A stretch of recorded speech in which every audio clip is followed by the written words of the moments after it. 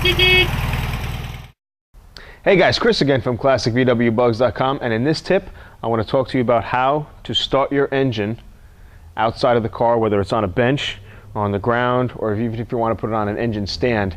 I'm going to show you how to start it before you actually put it into your car. Why would you want to do this? Well, because maybe you just rebuilt an engine just like we have here. This is a 36 horsepower engine that's going into a 55 ragtop bug that I'm restoring right now. And you know, before you throw it into the car, you want to make sure everything runs all right and there's no problem. So the best thing to do is to start it on your table or on, like I said, on the floor or on an engine stand. I'll go through here step by step on what you have to hook up and how to get going. All right, let's go. All right, well, a couple things right off the bat. Before you even think about, you know, getting your engine started outside the car, you're going to need a bell housing. Here we have an old bell housing that we weren't using. It's a 12-volt bell housing, and as you can see, we cut the whole rear section off of the tranny. You're going to need this to get it started. So one thing you're going to have to do is, if you have a 6-volt engine here and you got a 6-volt starter, I'm going to show you those in a minute. You basically, and we have a 12-volt tranny here, you're basically going to need the 6-volt starter bushing to go into a 12-volt tranny. They sell these now on the market where you know, they can interchange, and you can use a lower 6-volt to go into a 12-volt and vice versa. So let me show you that now before we proceed. Okay, so let me just talk to you real quick about starters. These are brand new starters that I got from AutoZone. If you got some old core starters laying around, or the old starter that you took out of your car that just doesn't work anymore, you can trade in the core at AutoZone for any of these 6 and 12 volt. They sell both. They're Duralast starters, but they have a lifetime warranty on them and a guarantee, and I think that's excellent. And after I traded in the core, I think it only came to about $40 or $50 for the starter, which I think is great. I mean, you can't even get them rebuilt for that price. So that's really good to note. But like I wanted to point it out before you proceed here, like I said, we're going to be putting in this 6-volt starter into the 12-volt bell housing. So what you're going to need is you're going to need a bushing converter, and you're going to need the bushing like this, okay, that works with the 6-volt starter but then goes into the 12-volt tranny. So you're going to have to put this bushing in this hole and down in there. And once you could just hammer that in with a socket or something to get it in nice and flush, and then you can insert your starter. If it's the other way around and you have a 12-volt starter going into a 6-volt tranny, you would then get the correct bushing for that, which would be something like this. It's thicker because the hole in the 6-volt tranny is bigger.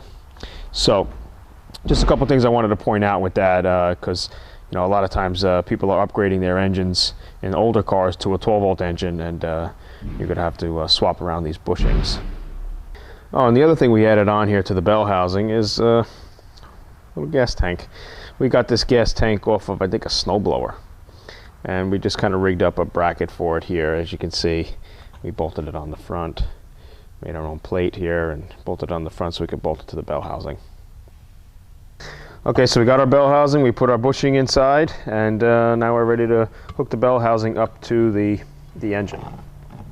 Just kind of line it up with the holes and slip it right on. Now, most of the time, all these nuts are 17mm nuts. I don't know if you can see these. Just kind of put them on there for now, and then we'll tighten them up later.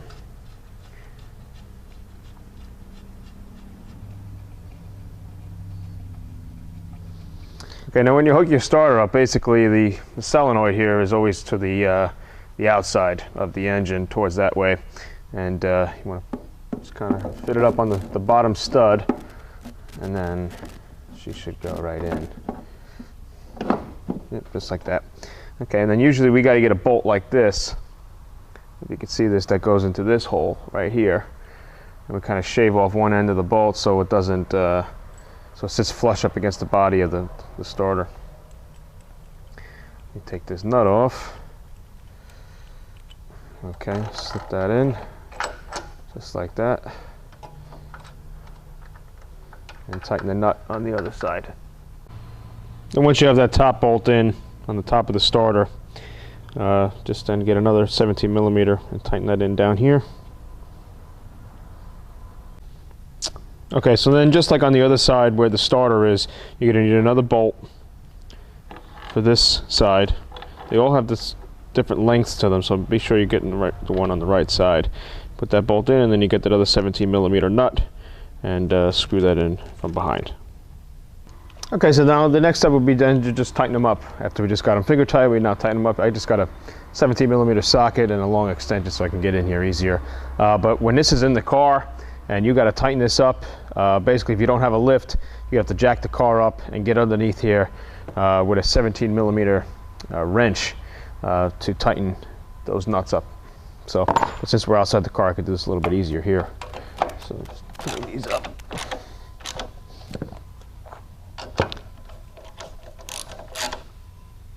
Just snug enough. I mean, you don't have to go super tight.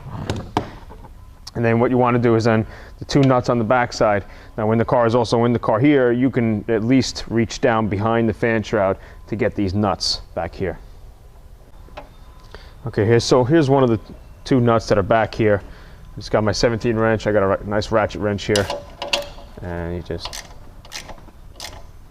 tighten that up a little bit. You don't have to go super tight again. Just hold your finger back here. The nuts should hold, the bolts should hold firm, and you should be able to tighten the nut without a problem. Just do the same on the other side. Okay, your next step would then be to hook up your fuel line if you want, from the gas tank, of course. Then we like to put a filter on all of our fuel lines just to keep, you know, dirt and debris out from going into a fuel pump. So just push that right on. I like to give myself a good inch or so, maybe a little more, just to be safe, you know.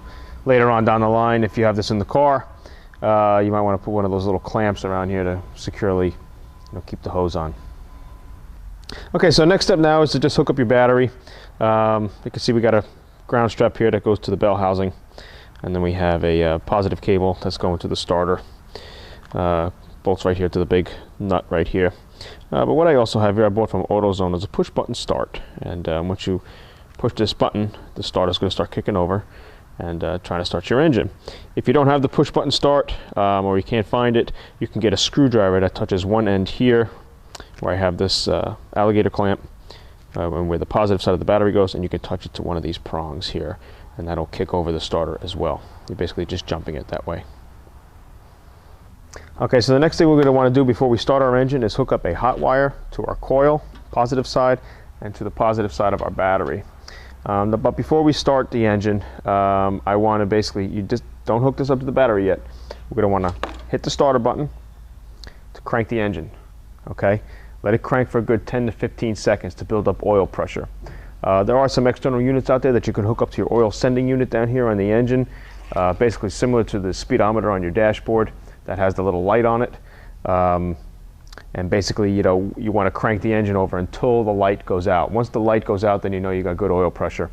If you don't have that unit, I usually take the oil sending switch out and I'll crank the engine, and once I start seeing oil spit out of the hole where the oil sending unit would be in, then I know I got good oil pressure. But for the most part, it's about 10 to 15 seconds you want to crank the engine over to build up the oil pressure.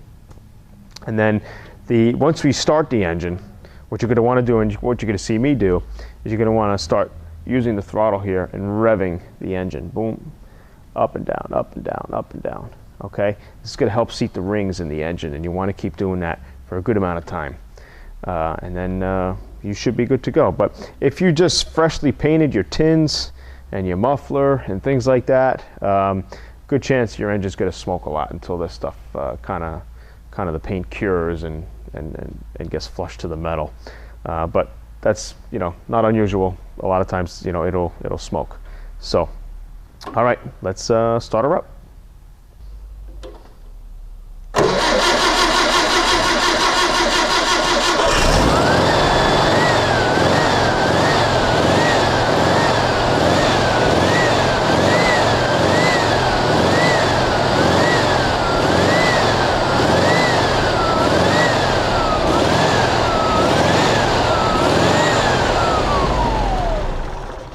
Oops.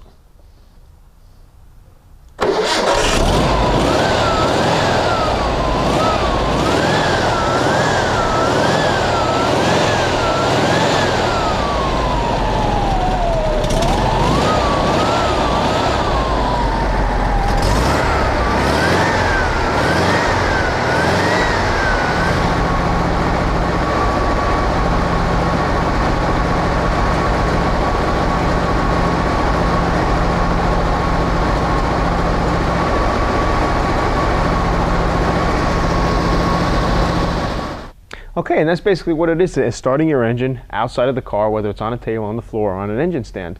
Like, as I showed you before, like you want to be able to rev the throttle up and down for a few times just to seat the rings. And then she should be able to idle without a problem at that point. What you might want to do is then after about about half an hour or so of running the engine, you might want to then drain the oil and then put fresh oil back in. And then once you put the engine back into the car, I would say run 300 miles and then change the oil again and then adjust your valves. And then one last thing you might want to do before you actually put it back into the car and to see if you're all good, you basically get a compression tester and one at a time in each cylinder, test your compression. You should be at least 90 pounds in each cylinder. That's the minimum, really. Something like this, we've tested this engine out, we're at about 125, 130 pounds in each cylinder. So that's really good, and you're going to want that. So anything less than 90, I would start raising some questions. But for the most part, that's about it. All right, if you got any questions, please email me at chris@classicvwbugs.com or my website, www.classicvwbugs.com. Take care.